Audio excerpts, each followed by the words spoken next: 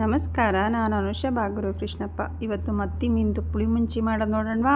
ನಾನಿಲ್ಲಿ 1 kg ಮತ್ತಿ ಮೀನು ತೊಗೊಂಡಿದ್ದೀನಿ. ಅದನ್ನು ಸ್ವಲ್ಪ ವಿನೆಗರ್ ಹಾಕಿ ಚೆನ್ನಾಗಿ ತೊಳೆದ್ಬಿಟ್ಟು ಉಪ್ಪು ಮತ್ತು ಅರಿಶಿಣ ಹಾಕಿ ಮ್ಯಾರಿನೇಟ್ ಮಾಡಿದ್ದೀನಿ. ಒಂದು 10 ನಿಮಿಷ ಆದರೆ ಈ ಸಾರಿನ ಮಸಾಲೆಗೆ ಧನಿಯಾ, ಜೀರಿಗೆ, ಮೆಣಸು, ಮೆಂತ್ಯ ಮತ್ತು ಓಂಕಾಳು, ಇದು ಇಂಪಾರ್ಟೆಂಟ್. ಓಂಕಾಳು ಅದನ್ನು ಮಿಸ್ ಮಾಡಬೇಡಿ. ಆಮೇಲೆ ಒಣಮೆಣಸಿನ್ಕಾಯಿ, ನಾನು ಸ್ವಲ್ಪ ಬ್ಯಾಡಗಿ ಮೆಣಸಿನ್ಕಾಯಿ ಜಾಸ್ತಿ ತೊಗೊಂಡಿದ್ದೀನಿ.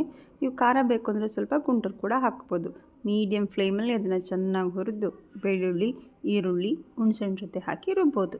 ಈ ಸಾರಿನ ಮಸಾಲೆನ ನೀವು ಎಷ್ಟು ನುಣ್ಣಗೆ ರುಬ್ತೀರೋ ಅಷ್ಟು ಟೇಸ್ಟ್ ಜಾಸ್ತಿ. ಇದನ್ನು ನಾನು ಒಂದು ಮಣ್ಣಿನ ಮಡಿಕೆಗೆ ಹಾಕ್ಕೊಂಡು ಸ್ವಲ್ಪ ನೀರು ಹಾಕ್ಕೊಂಡು ಉಪ್ಪು, ಶುಂಠಿ, ಕರಿಬೇವಿನ ಸೊಪ್ಪು ಮತ್ತು ಹಸಿಮೆಣಸಿನ್ಕಾಯಿ ನಾನು ಗುಂಟೂರು ಹಾಕಿಲ್ಲಲ್ಲ, ಅದಕ್ಕೆ ಫ್ಲೇವರ್ಗೋಸ್ಕರ ಹಾಕಿದ್ದೀನಿ ಹಸಿಮೆಣಸಿನ್ಕಾಯಿನ. ಮುಚ್ಚಳ ಮುಚ್ಚಿ ಚೆನ್ನಾಗಿ ಕುದಿಸೋದು. ಅದು ಕುದೀತಾ ಇದೆ ಅನ್ಬೇಕಾದ್ರೆ ಉಪ್ಪು ಸರಿ ಇದೆ ಅಂತ ನೋಡಿಬಿಟ್ಟು ಮ್ಯಾರಿನೇಟ್ ಮಾಡಿದ್ವಲ್ಲ ಫಿಶ್ಶು, ಅದನ್ನು ಹಾಕಿ ಮತ್ತೆ ಕಡಿಮೆ ಉರಿಲಿ ಬೇಯಿಸೋದು. ಮೀನು ಹಾಕಿದ ಮೇಲೆ ನೀವು ಜಾಸ್ತಿ ಹೊತ್ತು ಬೇಯಿಸೋ ಅವಶ್ಯಕತೆ ಇರಲ್ಲ.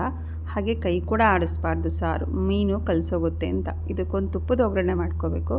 ತುಪ್ಪ, ಈರುಳ್ಳಿ ಮತ್ತು ಕರಿಬೇವು ಹಾಕಿ ಒಗ್ಗರಣೆ ಮಾಡಿ ಇಡೋದು. ನಾವು ಮಂಗಳೂರಲ್ಲಿ 2 ವರ್ಷ ಇದ್ವಿ. ನಮ್ಮ ಮನೆಗೊಬ್ಬರು ಕೆಲ್ಸಕ್ಕೆ ಬರೋರು, ಅವ್ರು ಹೇಳ್ಕೊಟ್ಟಿದ್ದು ಸಾರಿದು ತುಂಬ ಡಿಫ್ರೆಂಟ್ ಅಂತ ಅನ್ನಿಸ್ತು.